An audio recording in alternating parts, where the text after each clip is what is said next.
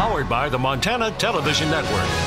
This is the 5:30 News on Q2, Montana's news leader.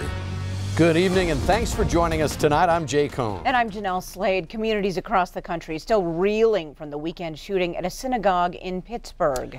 11 people were killed in what's described as a crime of hate. The suspect, 46-year-old Robert Bowers, allegedly yelling anti-Semitic slurs as he opened fire on worshipers Saturday. Montana Governor Steve Bullock has ordered all flags in the state to fly at half-staff to honor the 11 lives lost. Here in Billings, members of Congregation Beth Aaron are speaking out against the violence. Samantha Sullivan is standing by with us now to tell us more about the story. Sammy?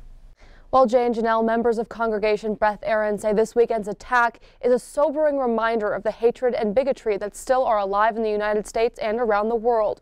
But they say what has really stuck with them in the wake of this tragedy is the community coming together to show their support. You wouldn't think that in today's society we would be hearing of such things, especially in the United States.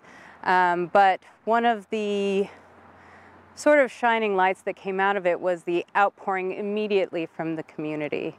We had numerous Christian congregations and community members calling our congregation here or reaching out to us on Facebook, just saying, you know, we stand with you in solidarity. We are so glad that you are here in the community and we wish you nothing but love. Salzberg tells us she's also thankful for the Billings Police Department, who, without any prompting, began to run extra patrols in the area after that weekend shooting. Jay and Jeanelle. All right, thanks so much, Sammy. This past weekend in Bozeman, residents of all different faiths turned out in force to honor the lives lost in Pittsburgh. Prior to the event, the parking lot packed and a line to get in. Standing room only as the crowd prayed together to remember the victims. 5 speakers from different Bozeman congregations spoke their message to promote love, not hate. I mean, some of these incidents are happening not only in synagogues, but also in churches and mosques and in concert halls and movie theaters. So at some point, the whole nation is going to have to come together and say enough is enough, and we've got to figure out some way to change. That gathering on Sunday in Bozeman was open to everyone, no matter their religious background. A Billings family picking up the pieces and trying to move forward after losing a husband, father, and local business owner in a head-on crash that also took the life of a 16-year-old Fromberg teenager. Mike Odokoven died last Thursday morning, but today his family spoke with Q2 about their loss and how they plan to keep going. Melinda Odokoven and Mike were high school sweethearts. They have 3 children and own Asphalt Plus Incorporated, a family business located in Lockwood. Now today the kids showed us pictures and shared memories of their dad. Their mom Melinda recalls the days leading up to her husband's death.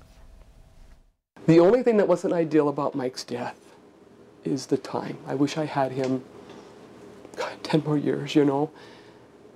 But nothing went unsaid between him and his kids and him and I.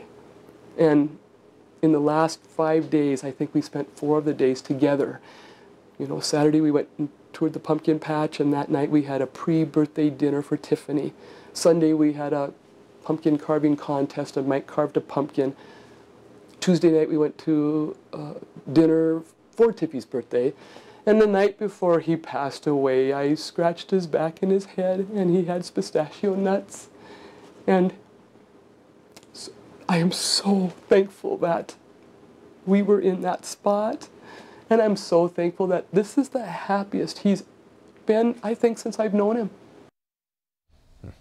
As for the family business, Melinda says it will go on. Now, each family member has a role in that business, and they'll finish their scheduled jobs this year, even without Mike. Talon Energy, the company that operates the Colstrip power plants in southeastern Montana, has filed suit in state district court in an effort to recover $733 million from former Colstrip owner PPL. Talon, a part owner in the Colstrip plants, alleges that in 2014, PPL wrongfully transferred $733 million in proceeds from the sale of its hydroelectric dams to Northwestern Energy. Talon's lawsuit contends those funds should have stayed with PPL's Montana holdings. And without those funds, excuse me, Talon says it's unable to fulfill its pension and benefit obligations to workers at the Colstrip plants, nor can it meet its environmental cleanup obligations. Talon, which was created by PPL in 2015 to oversee its energy holdings, owns half of Colstrip Units 1 and 2 and has a 15% interest in Units 3 and 4. Talon President Dale Lebsack says over the past 2 years, the company has worked tirelessly to improve the financial condition of the Colstrip power plant that we inherited from PPL. Lebsack goes on to say, quote, "We're asking PPL to fulfill its obligations to the Colstrip plants, the state of Montana, and to the plant's employees and retirees." As of today, the Colstrip generating station employs about 320 workers.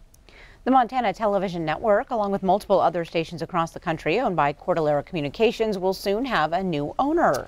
Today it was announced that the EW Scripps Company will purchase the television side of Cordillera for more than $500 million. In the deal, Scripps will acquire 15 television stations, including the MTN stations here in Montana, as well as stations in Kentucky, Louisiana, Colorado, California, and Texas. The Scripps Company will now own 51 television stations with a reach of nearly 21% of households across the U.S. The deal is expected to close in the first quarter of 2019. Still to come on tonight's 5:30 News, near what would have been its 25th anniversary, we look back tonight at the North American Free Trade Agreement's inception back in 1993. And in sports, Scott shows us if Rocky climbs into the national top 10 after blasting UM Western Saturday. And coming up in weather, after a little rain this morning, it looks like we're probably going to see partly cloudy to mostly sunny skies right on through Halloween. But then that night, a new storm starts moving in, one that could bring rain and snow. We'll tell you all about it in a few more minutes. You're watching MTN News with Jay Cohn and Jeanelle Slade. Storm Tracker weather with Bob McGuire. And sports with Scott Green. This is the 5:30 News on Q2, Montana's news leader.